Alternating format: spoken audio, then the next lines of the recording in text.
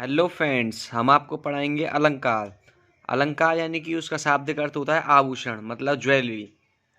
व्याकरण की दृष्टि में काव्य का सौंदर्य अलंकार बढ़ाते हैं।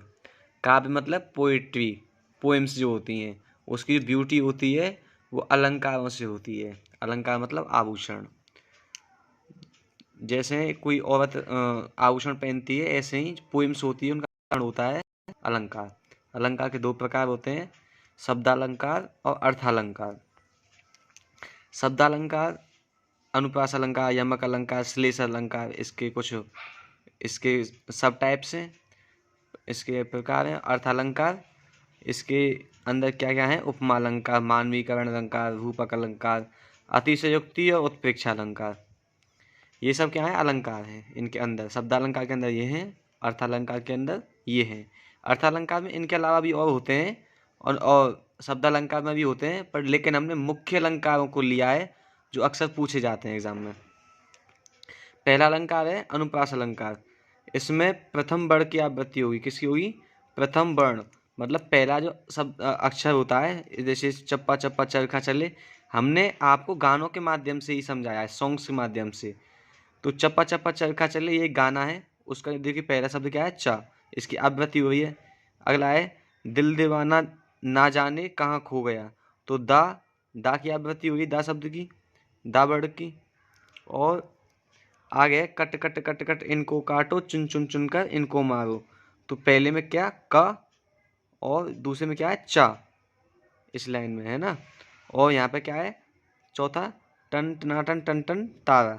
तो ये क्या है? टा जो है, क्या टा जो वर्ण है उसकी आवृत्ति बारंबार हो रही है। तो लिखा भी है मैंने, इसमें प्रथम वर्ण की आवृत्ति होगी।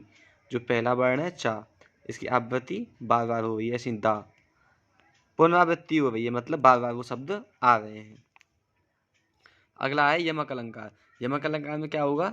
एक ही शब्द की पुनरावृत्ति बार बार होगी, ठीक है।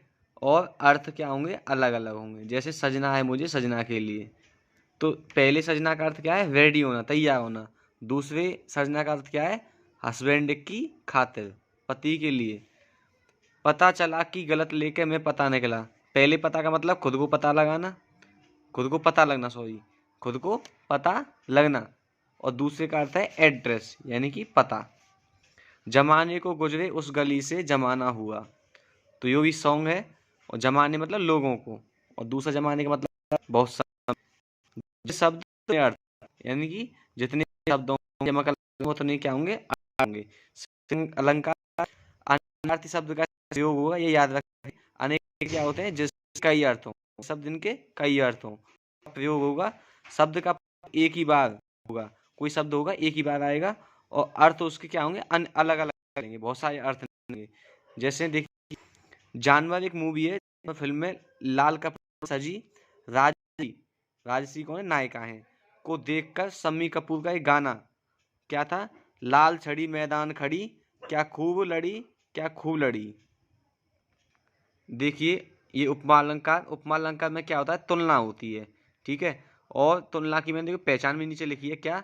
जहाँ पे सम, सी, से, सा, सविस, ज्यों, सन, जैसा, मानहू, जैसी आदि शब्द आते हैं, वहाँ उपमा अलंकार होगा। चांद सा रोशन चेहरा, बालों का रंग सुनहरा, तो चांद सा, तो ये क्या है? हनी सिंह का एक सॉन्ग है, उसमें चांद सा जो लगा दिया, उससे क्या कर दिया हमने? उपमा अलंकार आ गया, वहाँ कंपेरिजन कर दिया, चांद जैसा मुखड़ा, रोशन चेहरा। तो अगला है फूल जैसी मुस्कान तेरी, तो इसमें क्या है? जैसी, तो इससे हम पहचान कर सकते हैं सीधी सीधी उपमा अलंकार।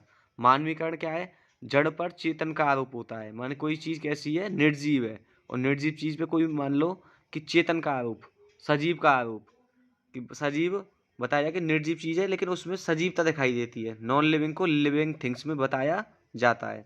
जैसे जो बहारों फूल बरसाओ मेरा महबूब आया है, तो बहारों, बाहर क्या है? निर्जीव है, और फूल बरसाने का काम इंसानों जैसा कर रही हैं, तो क्या है? मानवीकरण अलंकार, मानव की चेतना जैसी दिखती है उसमें, है ना।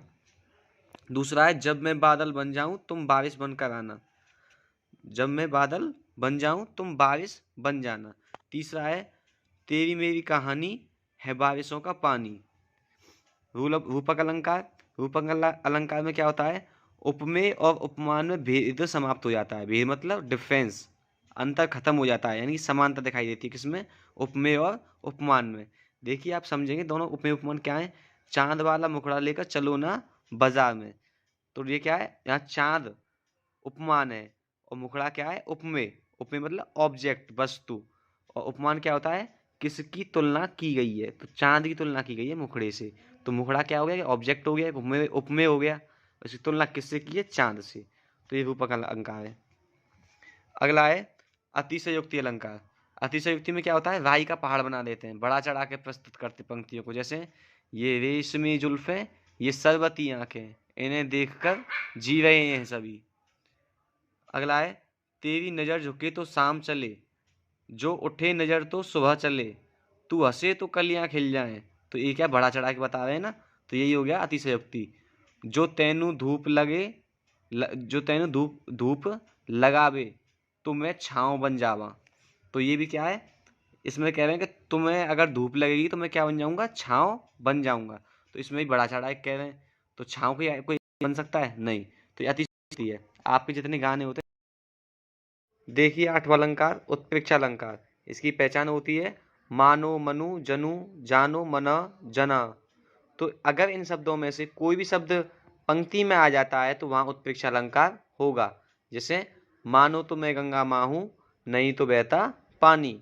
तो यहाँ पे क्या है, देखो मानो को अंडरलाइन किया है मैंने, तो यहाँ पे क्या है, उत्प्रेक्षा अलंकार है। और अगली जो गाने की लाइन, दोनों गाने की लाइन है, ये भक्ति वाला गाना है ऊपर, और नीचे प्रेम प्रसंग वाला गाना है। तुम मानो या ना मानो, पर इंसान की जरूरत है, दिल लगा कर देखो जिंदगी कितनी खूबसूरत है। गोविंदा का गाना है, देख लेना आप। इन आप गानों को गूगल या यूट्यूब पे देख सकते हैं। और इससे आपको मनोरंजन भी होगा और आप अलंकार भी सीख जाएंगे। धन्यवाद।